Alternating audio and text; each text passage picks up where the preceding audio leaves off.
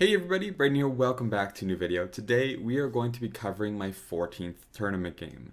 Now you might be wondering, wait, isn't this the 13th video? Yes, very smart. However, as mentioned in the previous video, the previous game to this, the one after the last video, was won by forfeit. So that would be a very boring video, very short as well. So we're just going to skip that, and now we're in game number 14.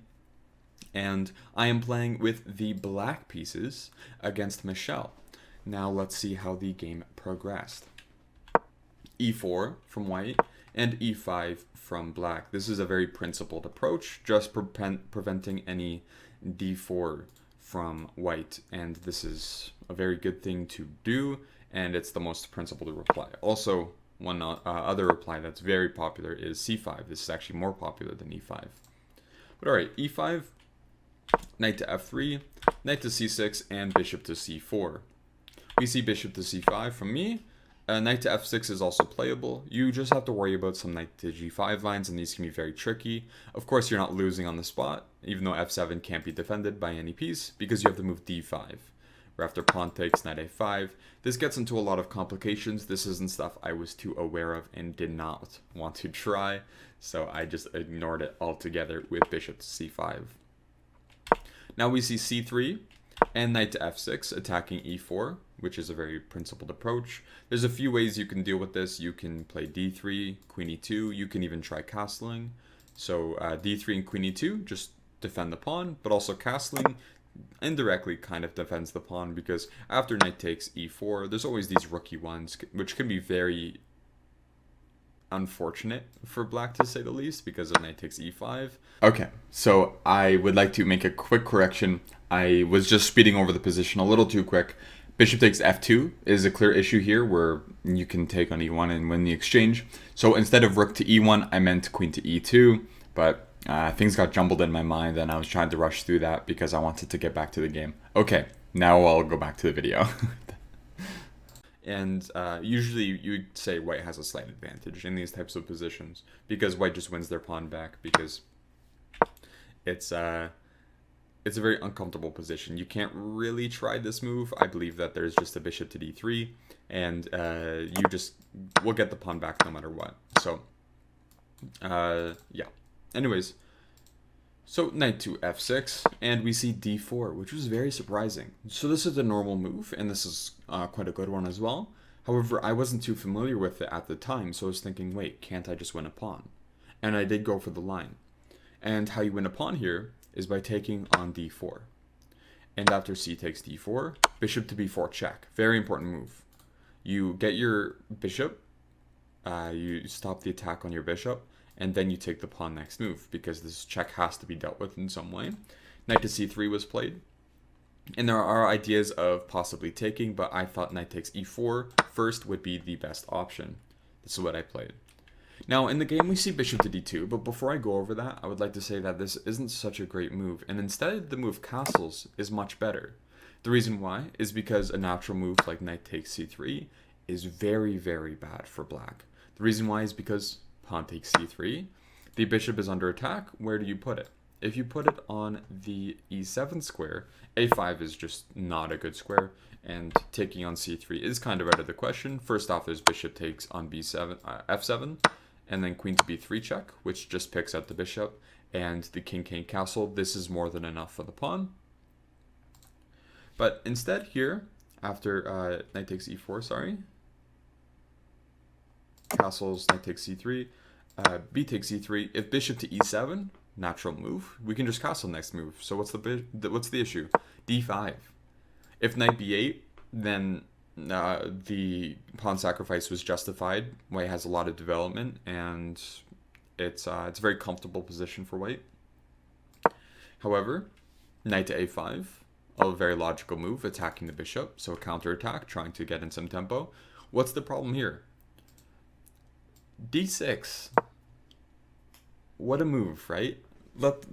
A second pawn sacrifice. Why is this okay?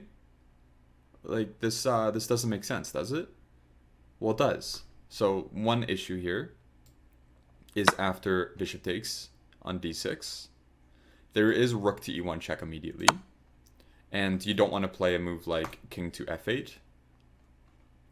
So, bishop to e7 back, natural move. Bishop takes f7. Yeah, bishop takes f7. Kind of a wild move. And then after king takes, the problem is queen d5 check, king f8, and knight g5. And it's pretty much winning for white. There's a mate threat. The only real move you can play in this position is something like queen e8, and don't forget that this piece is still hanging the entire time. So this is just stuff you would not want to go down. So knight takes c3 is not a good move because of this.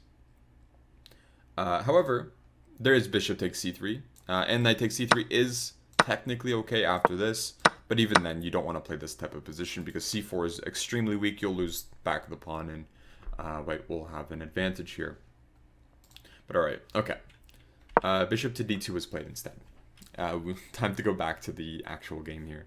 Bishop to d2. I took on d2. This is a very unnatural move because when you sacrifice material, you want to go for initiative, and you especially don't want to play defensive moves. So initiative means attack. It means attacking, means creating weaknesses even. That's one form of initiative, or an advantage of making an initiative. So bishop to d2 is very counterintuitive. I mean, it makes sense, right? It blocks the pin, but that wasn't actually an issue in this position because castles does get out of the pin as well, because now after castles, there's no more pin, and you have to deal with this now. So unfortunately, yeah, I would say that here instead, bishop to d2 is just giving me a free pawn. Now I'm just up a pawn after knight takes d2 and queen takes d2. I'm now keeping the pin, and I can castle safely. And here, the extra pawn is the c7 pawn, so it's not really the most amazing pawn ever, but you can imagine if we get into endgames, then it's a 2-result game. Either black is playing for the win or it's a draw. My opponent castles d6, a3, bishop to a5. I decided to keep the bishop here. That's another reason why bishop to d2 is a little awkward. In this position, it's pretty open. There's a lot of lines that can open, and that there are a lot of lines that are already open.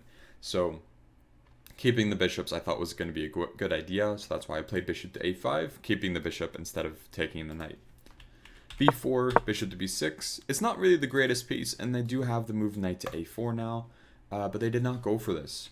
d5, knight e7. I was expecting some sort of knight a4, which would have been okay, but instead they go for queen to g5, which was a little awkward, but it's a reasonable move. The whole point is they're just trying to improve this piece, maybe go queen to g3 at some point, and this is what they did. Knight to g6. I'm trying to trade pieces, of course, because when you're up material, trade pieces, but don't trade pawns.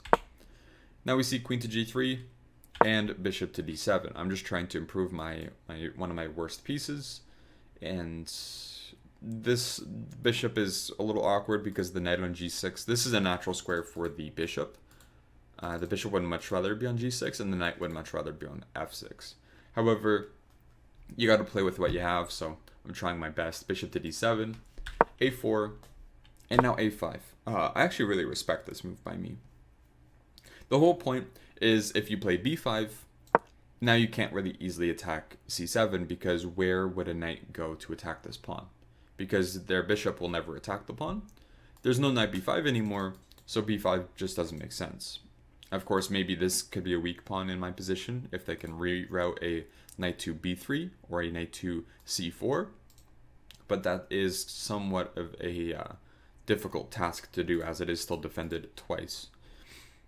Anyways, after a5, they took, and I think they realized that, but it's also good for them to take, because now they do have open lines against these pawns. Of course, I was hoping that I could play a b6 and maybe plant something on c5, which we'll actually see later in the game. Rook ac1, bishop takes c3, rook takes c3, and I win another pawn. Now it's looking pretty dim for my opponent, and as long as I play this correctly, I should win this game, because they are two pawns that are not really protected by anything else. The only pawn that's kind of controlling this pawn is the d5 pawn, but the b pawn is ready to roll at some point. And if we get into any endgame, then this should be easily winning. So let's just see how play continued though. Rook to b1, b6. So now there's no target on b7. And now I only have one weakness instead of two. h3, rook to a5. So the whole point of this move is I'm just trying to go to the c5 square. So if they ever take, I will double my pawns intentionally, but it will make my only weakness a lot less weak because it'll be much harder to attack it. Rook b to c1 and rook to c5. So again, as we're seeing, this idea is now coming to fruition. And knight to d2. Now, knight to d2 makes a lot of sense. You just want to go knight to e4 and kind of kick this rook away and then move your bishop, and c7 would be weak. However, this does allow me to improve one of my worst pieces now, which is the knight on g6 with knight to e5. After knight to b3, I took on c4, takes on c4, takes on c4, and takes on c4. We trade off more pieces, and this should be beneficial for me because now there's less pieces to actually target the c7 square. I play bishop to b5. I just try to improve this piece. The bishop on d7, it's an okay piece. It just feels a little awkward here, so I thought bishop to b5 would be okay. And it's not terrible, but it's not really like a beautiful move or anything. It just feels like a natural move. Rook to g4, very good move. Very, very good move. My opponent sets up some traps for me. So what do you think you should play here? There's, in reality, two moves that are reasonable. There's queen to f6 and there's g6. What would you play? And I'm very curious on your thoughts here. I played the move g6, and I think this is actually very wrong. I think this is incorrect because of my opponent's reply. Instead, I think the move queen to f6 makes a lot more sense. It doesn't create any weaknesses for my opponent to attack. And the move g6 weakens these squares. And this is very important because we'll actually see why that's an issue for me later on, actually, in two moves. So after g6, h4. Now we're seeing, wait, they're going for a perpetual with h5. They're trying to get a perpetual where they can take and then sacrifice on g6. How do I prevent this?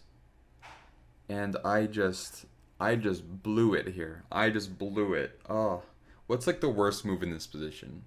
How can you go from a winning position where you're up to two clear pawns, and if you convert this properly, it should be a win, to a draw immediately? There are a few moves, of course. Okay, it's not the worst move in the position. Maybe queen h4 is a little worse, but or even queen g5. You know, not even getting a pawn for the queen. But instead, the worst move here, h5, or one of the worst, and it's an immediate draw after rook takes g6, which my opponent of course saw, and we agreed to a draw in this position. Very unfortunate miss by me. I was very upset. I kicked myself over this for a very long time. Very unfortunate, but it happens. It's a natural part of chess, and it's all right. You know, like, mistakes happen. So it's just you gotta learn from your mistakes and not let them affect you too much, but learn from them. And yes, so that was game 3 out of 3 of this tournament. So the final result of this tournament was 2.5 out of 3, and same for Michelle. She also had 2.5 out of 3. So we both scored quite well here, and that does conclude this tournament. And now I'm going to another tournament, but before I do that one, there will be one solo game that I play that was part of that tournament, but it was in between rounds, but it did count for my rating. So we'll be going over that first because that is shown first on the tournament standings. Anyways, I hope you enjoyed this video, and if you did, then maybe leave a thumbs up or even subscribe, and I will see you guys in my next video. Have a good one.